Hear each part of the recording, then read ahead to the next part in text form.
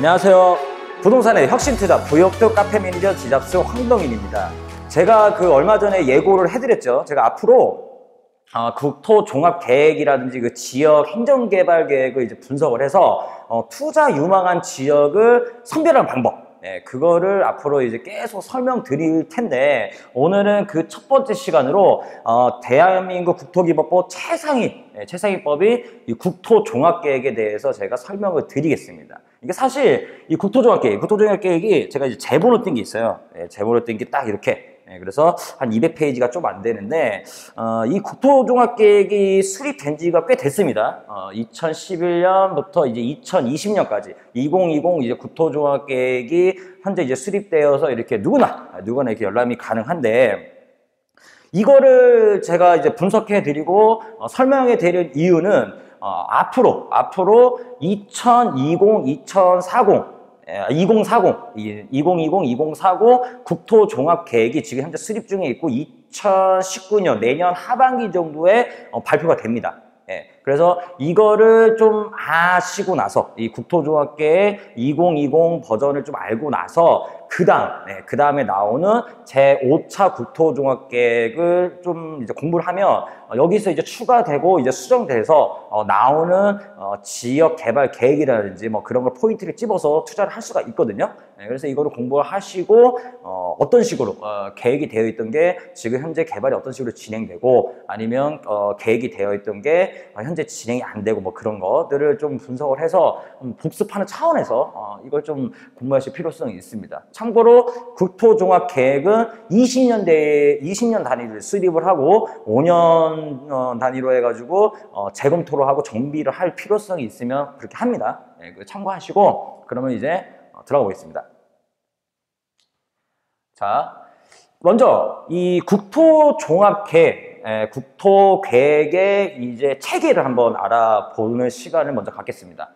이제 국토종합계획은 앞서 설명드렸다시피 최상위 개발 계획으로서 대한민국 전 국토를 대상으로 합니다. 그리고 개발이라든지 보존에 대한 이런 장기적인 발전 방향을 제시하는 게 이제 국토종합계획인데, 이제 좀 큰 광범위하게 개발 계획이 이제 수립돼서 나오다 보니까 좀 세세한 부분이 떨어져요. 그래서 그 하위 계획으로 도종합계획이 있습니다. 이렇게 경기도, 강원도, 뭐 충청도 등등 이 도종합계획이 나옵니다.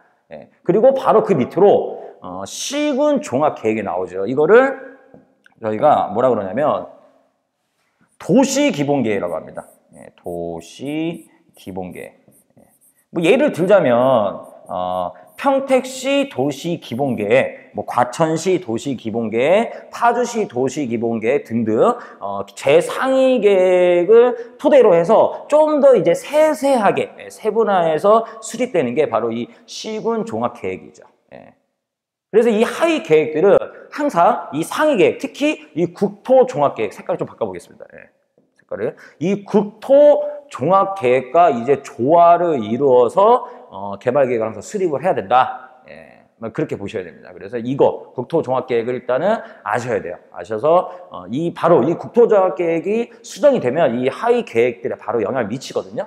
좀 그런 부분 참고하시고, 그리고 이 국토종합계획과 도종합계획 사이에 이런 게 있습니다. 이런 개발계획들이 광역권 개발계획, 수도권 정비계획, 뭐 접경지역 종합 계획, 동해안, 뭐 서해안, 뭐 이런 것들 개발계획이 있는데, 이런 것들은 좀 광역적으로 개발할 필요성이 있다. 그래서 묶어버리는 거예요. 뭐 예를 들어서 뭐 경기도가 이렇게 있고 강원도가 있지 않습니까? 여기에 걸려 있다.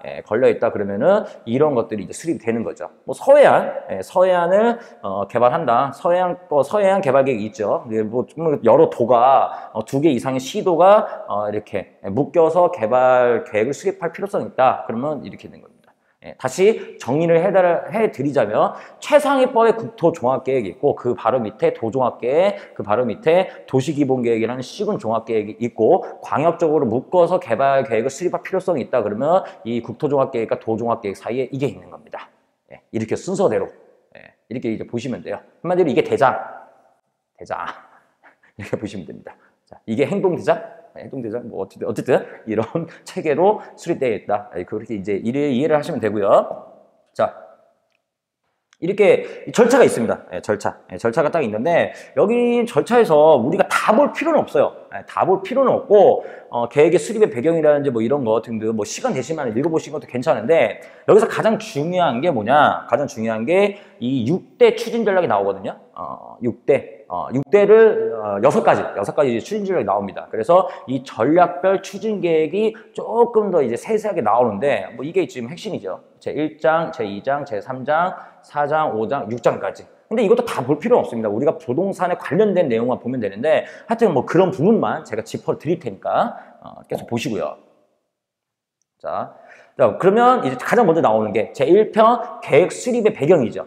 배경 및 필요성 뭐 이렇게 지금 나오는데 그럼 뭐 다 읽어볼 필요는 없고 이거 좀 머리 아파요. 좀 어려운 얘기도 많이 나오고 그래서 중요한 부분만 제가 체크를 해드리겠습니다. 그래서 뭐 이런 내용 나오죠. 계획 수립의 배경 어떤 배경이냐? 지금 기후변화 기후변화 어쨌든 기후변화 대응 및 저탄소 녹색 성장. 지금 온난화가 너무 심하죠. 제가 지금 촬영하는 데가 지금 에어컨이 없어서 땀을 엄청나게 흘리고 있는데 전 세계적인 문제입니다. 이 지구 온난화는. 그래서 이런 거 지금 이런 배경에 의해서 앞으로 어떤 식으로 개발 계획을 수립되는지 뭐 그런 부분 나오고 뭐 계획의 법정 근거와 범위 보면은 국토종합계획은 국토기본법 최상위 계획이다. 뭐 이런 부분 제가 앞서 설명드린 거고 쭉 이렇게 쭉 그냥 대충 읽고 넘어가겠습니다. 다음으로 넘어가서 이제 국토의 현황 부분, 국토의 여건과 전망 나와서 이제 국토 현황이 어떻다 이렇게 나오는 거고, 그 다음에 여건 변화 전망 어떤 식으로 변화가 돼서 전망이 되는지 뭐 이런 것들 앞서 설명드릴 때 나오는 거죠. 전 지구적인 이제 기후 변화와 이제 자원 위기, 에너지라든지 뭐 등등 수자원이라든지 이런 위기가 심화됐다는 거 나오고 거대 지역 경제권 중심의 신개방 경제 체제가 가속화됐다. 그래서 이 거대 지역 경제권 좀 광역적으로 묶어서 수도권이랑 이제 지방 간의 이런 그 편차를 좀 줄이기 위해서 이런 부분이 나오는 거야. 그 다음에 교통 생활 혁명 뭐 등등 뭐 이런 식으로 나옵니다. 좀 빠르게 넘어가겠습니다. 좀 설명드릴 부분이 많아가지고. 그리고 국토의 현안 문제 및 이렇게 과제가 쭉 나오죠. 그래서 기후변화라든지 뭐 이런 게 계속 나옵니다. 에너지 과소 비용 뭐 등등 이런 것들 이제 참고하시고. 자, 제2편 계획의 기본 방향이 나옵니다. 여기서는 이제 말 그대로 기본 방향이 나오는 건데 제가 이 부분을 조금 더 설명을 드리고 넘어가자면 일단 비전을 보시겠어요. 비전. 국토종합계획이 최상위법이라고 제가 말씀드렸죠. 여기서 지금 비전을 제시하고 있습니다. 어떤 비전? 대한민국의 새로운 도약을 위한 글로벌 녹색 국토. 이런 식으로 비전을 제시를 했습니다. 그래서 여기서 지금 핵심 단어가 두 가지 단어가 있죠. 첫 번째가 글로벌. 그 다음에 두 번째가 녹색이라 그러면 뭐 친환경적인 그런 거랑 이제 접목을 시키면 되는 건데 글로벌이라고 하면 이제 그 글로벌 이제 시대에 맞춰서 우리 국가를 글로벌적으로 위상을 높이자 뭐 그런 이제 취지인데 글로벌 국가로 이제 좀 경제적인 있는 국가로 이제 도약하기 위해서는 글로벌 시대에 맞는 글로벌 도시를 키우자 이런 내용이 나올 겁니다. 나오면 뒤에. 이래서 이 도시가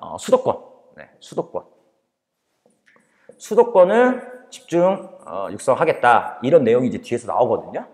그래서 이런 부분 글로벌. 근데 녹색이라고 하면은 이제 환경 부분을 생각하는 건데 녹색을 깔아주고 이제 뒤에 계속 뭐가 나오냐? 철도 얘기가 나옵니다.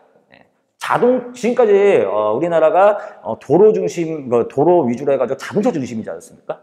물류라든지 뭐 이런 거 이동할 때도 그렇고 사람이 이동할 때도 그렇고 근데 앞으로는 철도 그 온실가스 배출을 줄이기 위해서 철도로 간다 이런 뒤에서 부분의 얘기가 계속 나옵니다. 그래서 비전 다시 한번 말씀드리자면 글로벌 녹색 국토 이렇게 딱 이제 비전을 깔아놓고 이제 뭐 그 아래 이제 추진 전략이 이렇게 쭉 나오죠. 추진 전략도 제가 말씀드렸죠 처음에 6가지 이제 추진 전략이 있는데 이 중에서도 중요한 거는 몇 가지 안 돼요. 일단 부동산 투자하는 데 있어서 중요한 부분이 제일 먼저 나오는 이거 국토 경쟁력 제고를 위한 지역 특화 및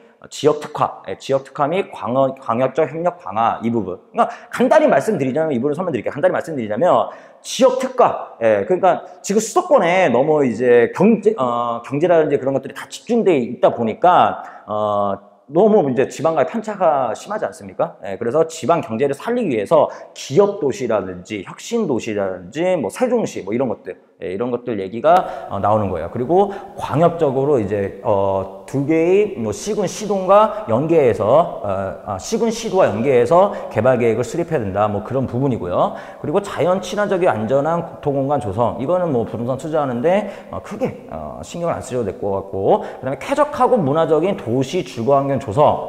이렇게 나오면서 뭐가 나오냐? 도심 재생으로 갑니다. 재생.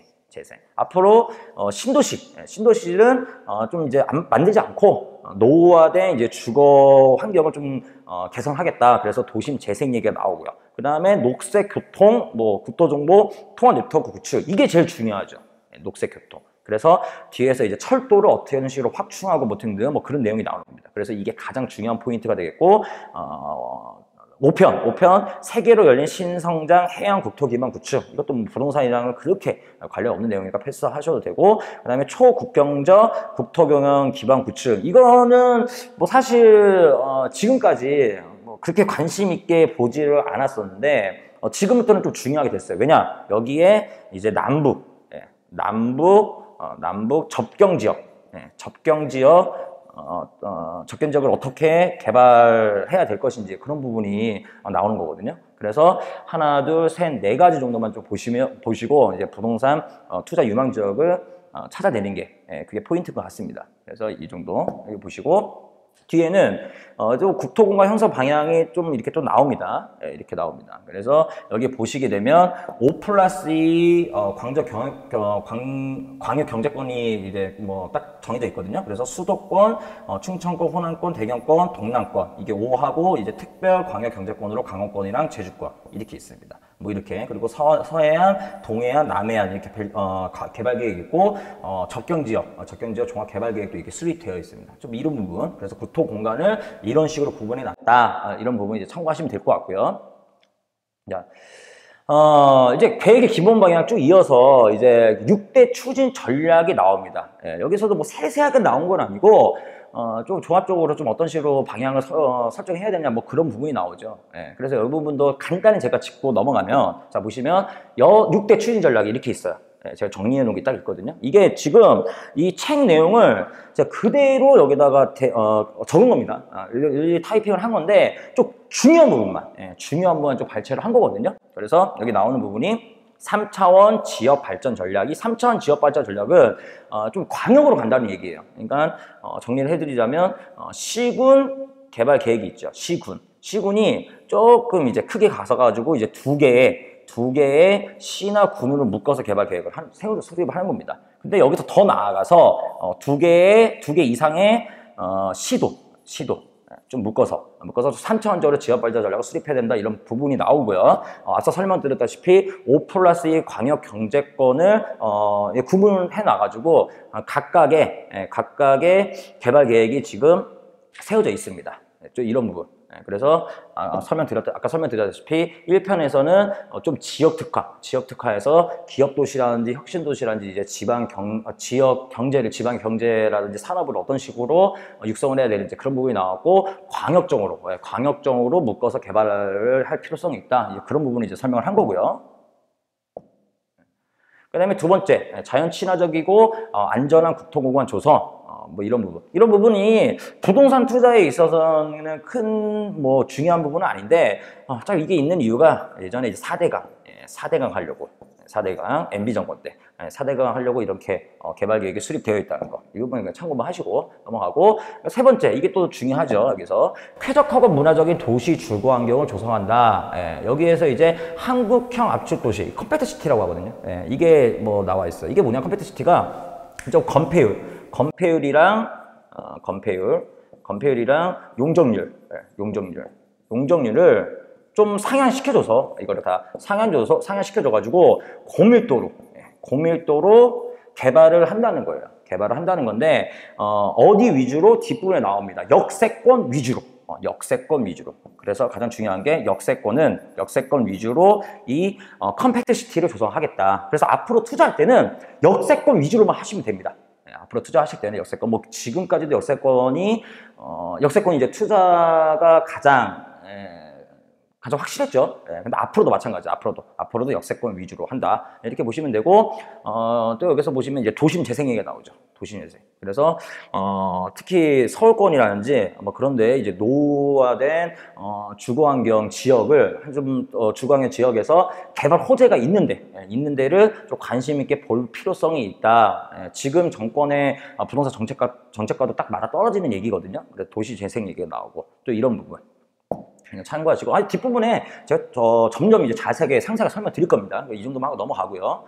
4번 이게 제일 중요하다 그랬죠. 4번이 제일 중요합니다. 녹색 교통 국토 정보 통합 네트워크 구축. 이게 제일 중요한데, 자, 앞으로 어떻게 되냐? 철도 중심이다. 이런 부분이 나오니까 지금 다 깔리는 KTX 지금 다 깔고 있죠. 그리고 그래서 이제 대한민국 전체를 이제 1위 생활권으로, 하루 생활권으로 KTX가 다 깔리고 있는 거고, 그 다음에 GTX, 수도권에 GTX, 광역급행철도 이런 거. 얼마 전에 어저께인가요? GTX B 노선이 확정이 돼서 예비 타당성 검토를 지금 앞두고 있습니다. 그 GTX는 무조건 됩니다. 지금 A, B, C 노선이 있잖아요. 이 세 개 무조건 됩니다. 그래서 이 GTX 역사가 어디에 들어오는지 그거를 봐서 그 주변에 투자를 하는 게 포인트가 됩니다. 이 GTX 잡으세요. 어쨌든 이 철도 중심의 저탄소 녹색 성장의 교통체계 구축 이런 부분 나오면서 이렇게 지금 계속 철도가 확충되고 새로 신설되고 뭐 이런 내용이죠.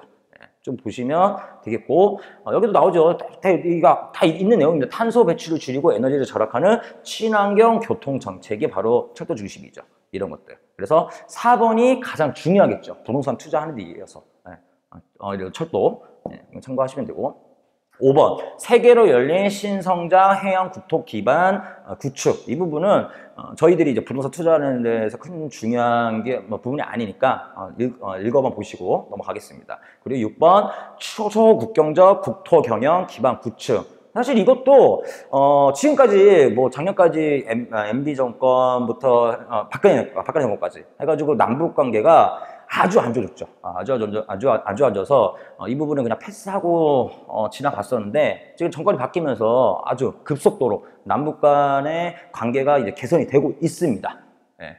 그렇기 때문에 좀 이 부분도 지금 이제는 좀 관심 있게 연구를 하고 좀 계속 관심 있게 지켜봐야 되지 않을까, 그렇게 생각이 되거든요. 앞으로도 마찬가지고. 그래서 이 부분도 제가 설명을 드릴 겁니다.